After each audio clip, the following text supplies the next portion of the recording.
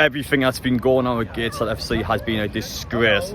So today, outside the stadium, there's actually going to be a minute of solidarity shown towards Gateshead Football Club due to the fact that they've been kicked out of the National League North playoffs. They are not allowed to play in the playoffs this season, despite, as you look at the league table now, finishing 6th, fair and square, they should be playing in the playoffs, but they're not playing in the playoffs. And they're not playing in the playoffs because, due to EFL laws, Gateshead basically need a 10-year lease in their stadium, and of course Gateshead FC stadium is owned by the council, so straight away the council is not wanting to pay for that 10-year lease at all.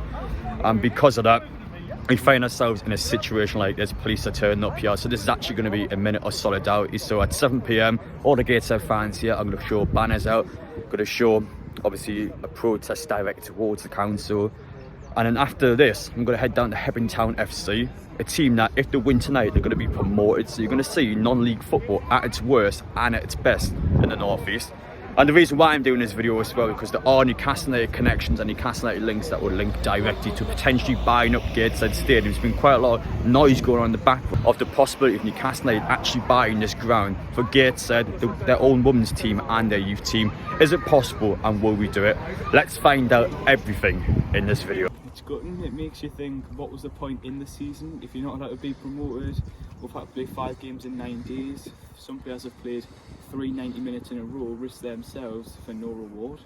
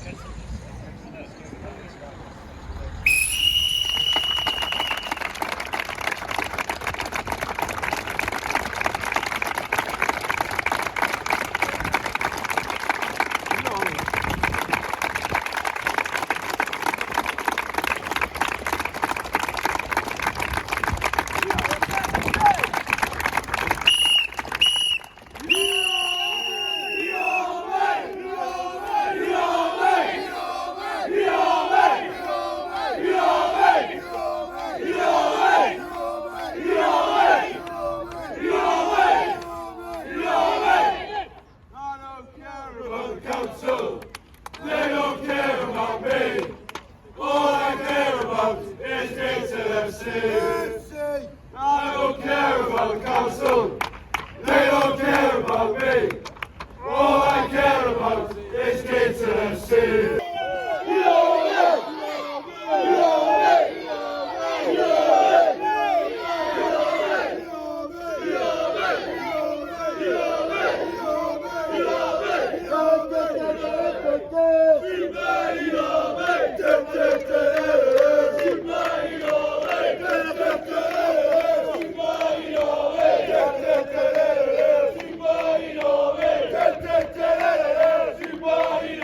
It was good to see some honest, genuine Gateshead fans tonight just come down here, have a peaceful protest, not causing any drama, not coming out here for the sake of trying to be loud. They came out here, they've set their message. You've seen it on the banner. It was good as well to see everything directed towards Gateshead Council. I was feeling when I was actually getting the metal down here, I thought people would blame the EFL. Now, personally for me, this is 100% on Gateshead Council. I see yesterday they come out with this half-hour statement saying, oh, we're trying to do our best for the football club. No, you're not, because if you were trying to do your best for the football club, they wouldn't be in the situation that it's in right now. It's such a shame to see, because Gateshead have worked their absolute arses off to get into a playoff spot. They've done wonders, considering they were bankrupt a couple of years ago. They continue to defy the odds, and the council, their own councils, let them down. Now, pretty much Gateshead Council are refusing to actually put a 10-year lease on the stadium. Of course, in Gateshead Council's point of view, they're trying to sell the stadium up. They're looking to make as much money as possible. They don't want to put 10 years into the stadium. They want to put 2 years in. They want to just do it steady, one step at a time. But under the EFL laws, you need stability in your stadium. They'll have to be here for the next 10 years. The council cannot agree to that, which is why we find ourselves in this situation. And I can't blame anyone but Gateshead Council. I don't think there's anyone else you can blame in this situation. Now, when I went out on social media, I've seen a lot of Newcastle United fans or Gateshead fans themselves actually come out and go, well, Newcastle United, listen, we've got to pay, we've got to man the city, we've got to do the most wealthy owners in the world. Why couldn't they buy this stadium? All of a sudden, we'll have a women's team play here, we'll have Newcastle United youth team here, and we'll have Gateshead FC here. So we'll save Gateshead and we'll have the stadium for ourselves. Why can't we do that? Now, in hindsight, it would work, but there are some complications where if Newcastle was to buy the international stadium, which to be honest I think is potentially possible, Gateshead FC would still be screwed. Now, we have some issues with our women's team, so once we get into the WSL, which could potentially be as early as next season, obviously we're going into the championship now, one more promotion could potentially be done next season. To my understanding, the Newcastle United women's team would not be allowed to play at Kingston Park due to the pitch that the Falcons use. Don't quote me on that, what I've been taught when I'm at Kingston Park for some of the games. To my understanding, we would have to actually relocate once we get into the WSL, but again, I'm not 100% certain on that.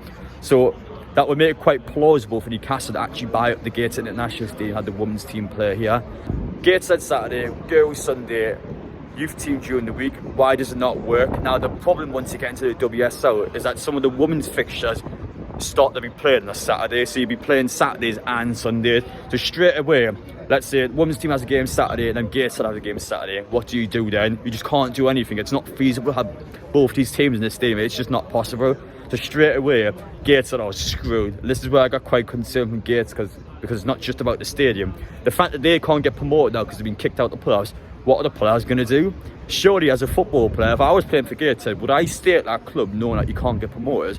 Obviously some players might have that feeling of wanting to support the fans, wanting to stick by the fans, but any player wanting to progress, you just can't progress because you can't get promoted. So who's going to stay at the club? I can't see many players, if any, staying, which is where it gets quite concerned for Gateshead, because again, this is the team that was almost bankrupt a couple of years ago, that was actually saved by a Gateshead fan. They're screwed. They're actually screwed, and it's due to this negligence from the council. They just do not want to do it. They don't want to save this football club. They're not willing to pull the trigger because they know they want to sell up. They want to make money. They just the whole with the council. I just hate everything about it.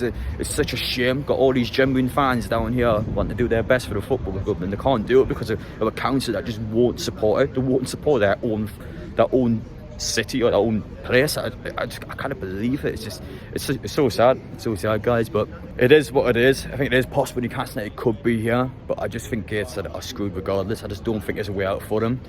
And on the flip side now, I'm actually going to travel down to Hebburn Town. I'm showing you the bad side of non-league football. It might be the polar opposite of Hebburn Town. So let's go there tonight and let's see what will happen.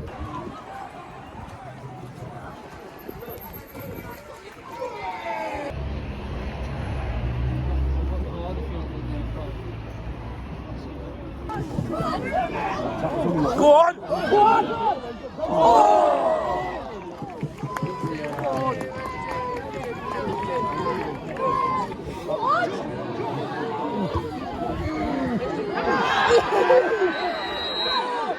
Oh, it's a pen!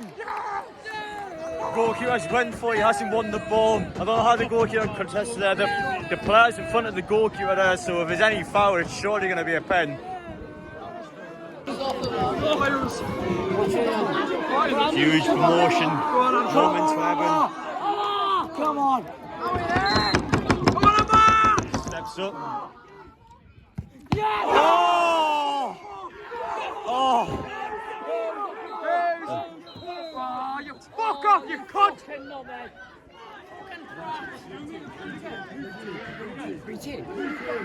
He was off his line! Oh, they're contesting it. Beat him! Beat him! Beat him! Beat him! Beat him! Beat him! Beat him! Beat him! Well, that was a moment potentially of a senior of Hebburn. They've had the chance, they've missed it.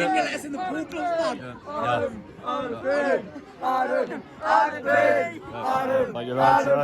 Yeah. Hebburn fans.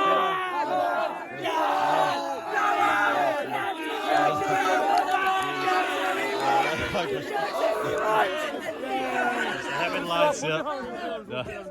Listen, I don't need bounces, you know.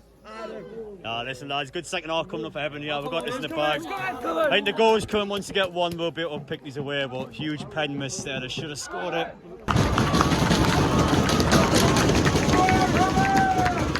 Potential season defining 45 for them, yeah. They had the chance to go 1-0 up, they haven't took it. We've got to do it this hard. Massive crowd here, we've got to do it.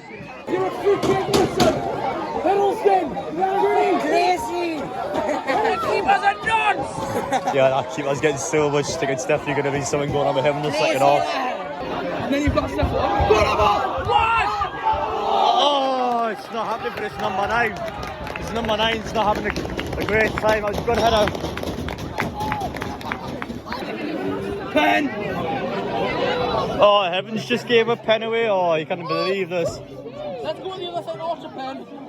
We don't watch a pen? No. Well, one team's missing 1 pen. Your team's got 1 now.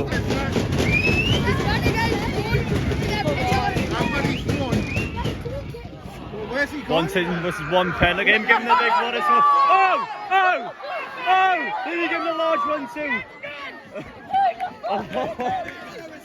Look at that goalkeeper. Oh, he's asking for him, you know. He better not concede 2 now, otherwise he's going to get it. Right, man! Who's he giving that large to?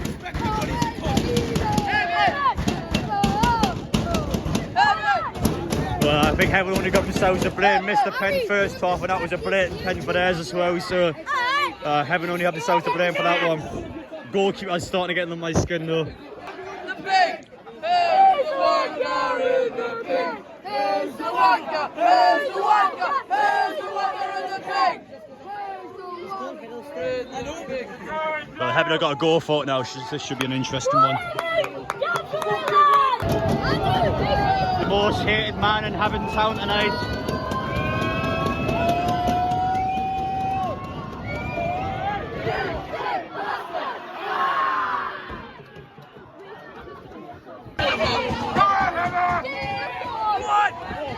Oh, it's too easy.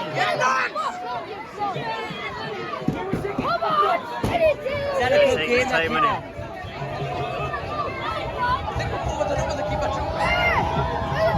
Alright, keep on it time. This keeper's going to get stick all night long, so Heaven have got to take advantage of it. Hey!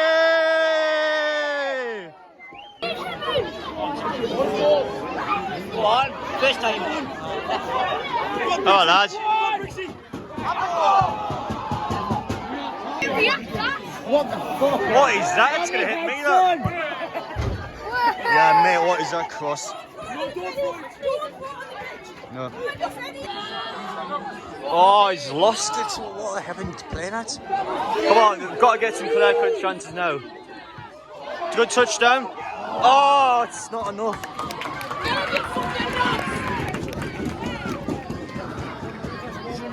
The manager's going away. Nice, good one. Great tight, very short. The ball! Oh. What's going on here? Go on. Oh my days. Two Benefields and a block shot has denied them.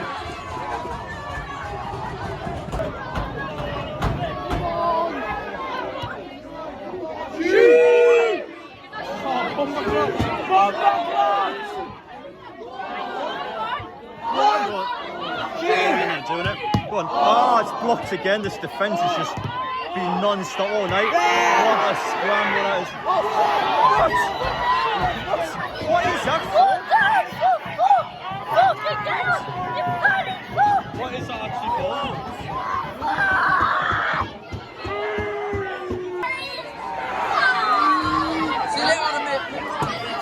Oh, they've secured. They took it. Well, that's one team I won't be getting very good out of here.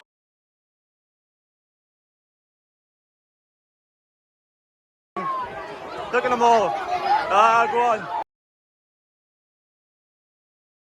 What I see. Got some lip and I'm like, go and come over and do that in my face, will you?